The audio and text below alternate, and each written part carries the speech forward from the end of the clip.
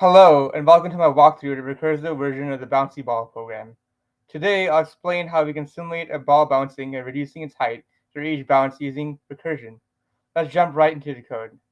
Introduction. Okay.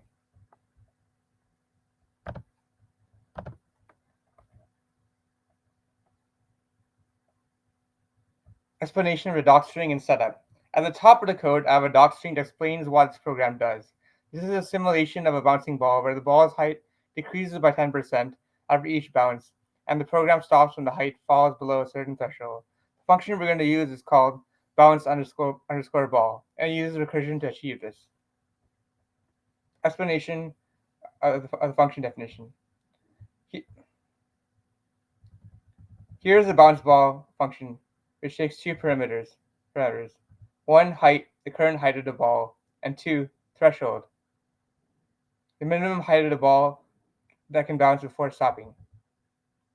Let me walk you through the key components of the function. Explanation of the stop condition. First, we have the stop condition. If the height of the ball falls below the threshold, the recursion stops. This is part of the function that prevents it from running indefinitely. Here's the stop condition in the code. Right here. Here's the stop condition. Stop condition right here. And stop condition right here. This condition checks if the ball's height is below the threshold, and if so, the function returns without making another recursive call. Now for explanation of the recursive call. Now let's talk about recursion itself, the recursion.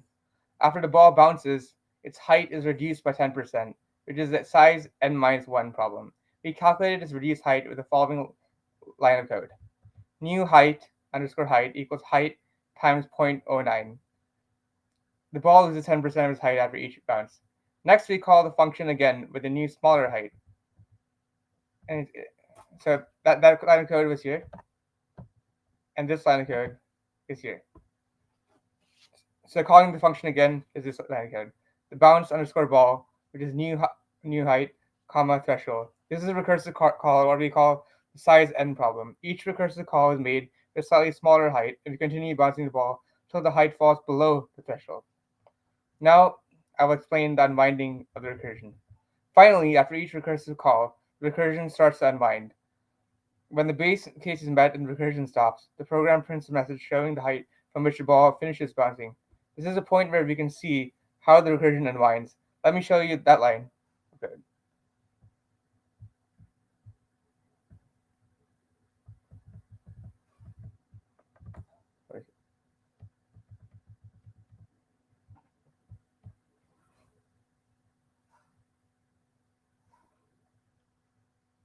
Right here. This is unwinding of the code, where the unwinding of the code and solution happens. Right here. Right here. This line of code. Finally, the output.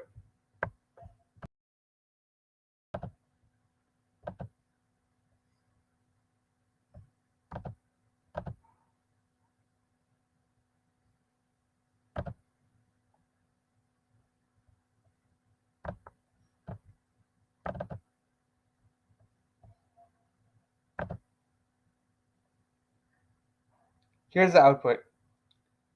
As you can see, the ball starts at a height of 100, then drops to 90, 81, and so on, reducing by 10% each time until it reaches a height below the threshold. Conclusion. And that's how we simulate a bouncing ball using recursion in Python. Recursion is a powerful concept where a function calls itself, solving smaller problems step by step until a base case is met. Thanks for watching, and I hope this helps you understand recursion a little better.